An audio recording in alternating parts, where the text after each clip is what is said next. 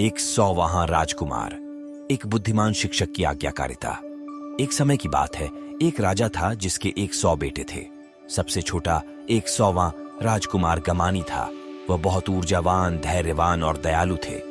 सभी राजकुमारों को शिक्षकों द्वारा पढ़ाने के लिए भेजा गया। राजकुमार गमानी भले ही सिंहासन के दावेदारों में से 100वें थे, लेकिन सबसे अच्छे शिक्षक पाने के लिए भाग्यशाली थे। उनके पास सबसे अधिक विद्या थी और वे सभी में सबसे बुद्धिमान थे। वह राजकुमार गमानी के लिए पिता के समान थे, जो उन्हें पसंद करते थे, उनका सम्मान करते थे और उनकी आज्ञा मानते थे। उन दिनों प्रत्येक शिक्षित राजकुमार को अलग अलग प्रांत में भेजने की प्रथा थी। वहां उन्हें देश का विकास करना था और लोगों की मदद करनी थी। जब राजकुमार गमानी इस कार्य के लिए काफी बड़े हो गए, तो वह अपने शिक्षक के पास गए और पूछा कि उन्हें किस प्रांत के लिए अनुरोध करना चाहिए। उसने कहा, किसी प्रांत का चयन मत करो। इसके बजाय अपने पिता राजा से कहो कि यदि वह तुम्हें अपने 100वें बेटे को एक प्रांत में भेजता है, तो उसके गृह नगर में उसकी सेवा करने के लिए कोई बेटा नहीं रहेगा। राजकुमार गमानी ने अपने शिक्षक की बात मानी और अपनी दयालुता और वफादारी से अपने पिता को प्रसन्न किया। तब राजकुमार फिर से अपने शिक्षक के पास गया और पूछा, मैं यहां राजधानी में अपने पिता और लोगों की सर्वोत्तम सेवा कैसे कर सकता हूं? बुद्धिमान शिक्षक ने उत्तर दिया, राजा से प्रार्थना करें कि वह आपको शुल्क और कर एकत्र करने और लोगों को लाभ वितरित करने की अनुमति दे।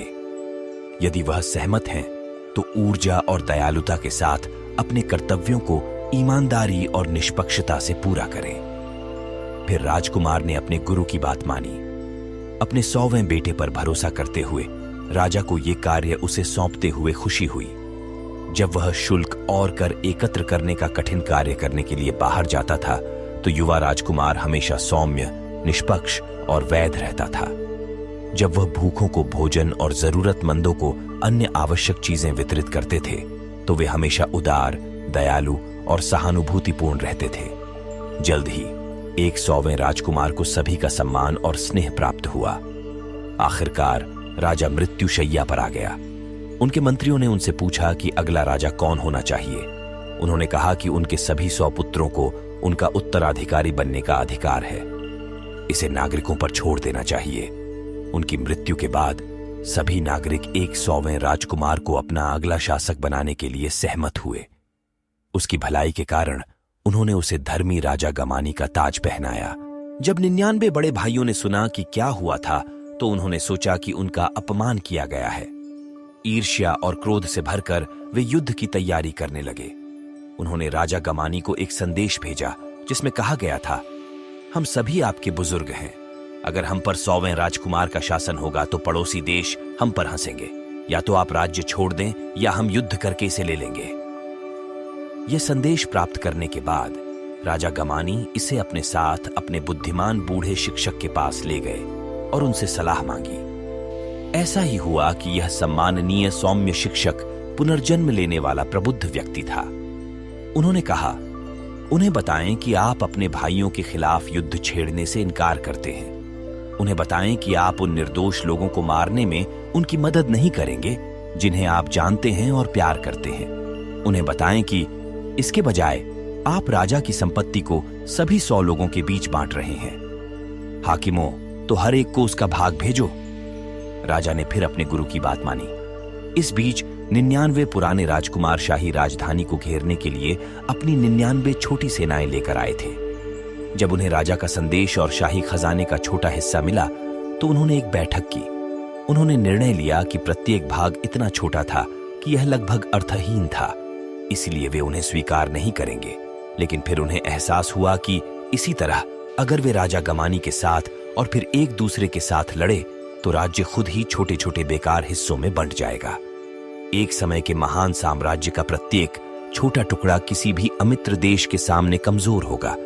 इसलिए उन्होंने शांति के प्रसाद के रूप में शाही खजाने के अपने हिस्से को वापस भेज दिया और राजा गमानी के शासन को स्वीकार कर लिया। राजा प्रसन्न हुआ और उसने अपने भाइयों को राज्य की शांति और एकता का जश्न मनाने के लिए महल में आमंत्रित किया। उन्होंने सबसे उत्तम तरीकों से उनका मनोरंजन किया। उदारता, सुखद बातचीत, उनके लाभ के लिए निर्देश प्रदान करना और सभी के साथ समान शिष्टाचार का व्यवहार करना। इस तरह राजा और 99 राजकुमार भाइयों की तुलना में मित्र के रूप में अधिक घनिष्ठ हो गए। वे एक दूसरे के समर्थन में मजबूत थे। यह बात आसपास के सभी देशों में ज्ञात थी, इसीलिए किसी ने भी राज्य या उसके लोगों को धमकी नहीं दी। कुछ महीनों के बाद 99 भाई अपने प्रांतों में लौट आए। धर्मात्मा राजा गमानी ने अपने बुद्धिमान वृद्ध शिक्षक को महल में रहने के लिए आमंत्रित किया। उसने उसे बहुत धन और बहुत से उपहार देकर सम्मानित किया। उन्होंने अपने सम्मानित शिक्षक के लिए एक उत्सव आयोजित किया और भरे दरबार में कहा, मैं, जो 100 योग्य राजकुमारों में से 100वां राजकुमार था, अपनी सारी सफलता का श्रेय अपने उदार और समझदार शिक्षक की बुद्धिमान सलाह को देता हूं। इसी तरह जो लोग अपने बुद्धिमान शिक्षकों की सलाह का पालन करेंगे, वे समृद्धि और खुशी अर्जित करेंगे। यहां तक कि राज्य की एकता और ताकत के लिए भी हम अपने प्रिय शिक्षक के ऋणी हैं। धर्मी राजा गमानी के उदार और न्यायपूर्ण शासन के शेष रहते राज्य समृद्ध हुआ। नीति यह है, एक बुद्धिमान शिक्षक की सलाह का पालन करने पर व्यक्ति को 100 गुना पुरस्कार मिलता है। संक्षेप में, एक बुद्धिमान शिक्षक की सलाह मात्र निर्देश से परे होती है। यह चरित्र को आकार देता है, निर्णय लेने को प्रभावित करता है और व्यक्तियों को जीवन के सभी पहलुओं में सफलता के लिए तैयार करता है। एक छात्र और एक बुद्धिमान शिक्षक के बीच का रिश्ता एक विशेष रिश्ता होता है जो व्यक्तिगत और बौद्धिक विकास को बढ़ावा देता है, जो अक्सर ज्ञान और विकास की एक स्थायी विरासत छोड़ जाता है। प्रिय दर्शकों, यदि आपने इस वीडियो की कंटेंट का आनंद लिया और इसे एंटरटेनिंग, जानकारीपूर्ण पाया, तो हम आपसे समर्थन मांगते हैं। अपनी प्रशंसा दिखाने और वीडियो को शेयर करने के लिए लाइक बटन दबाना न भूलें, अपने दोस्तों और परिवार के साथ। लेकिन इतना ही नहीं, यदि आप जुड़े रहना चाहते हैं और हमारे न्यू अपलोड वीडियो को सबसे पहले देखना चाहते हैं, तो सब्सक्राइब बटन दबाना ही रास्ता है।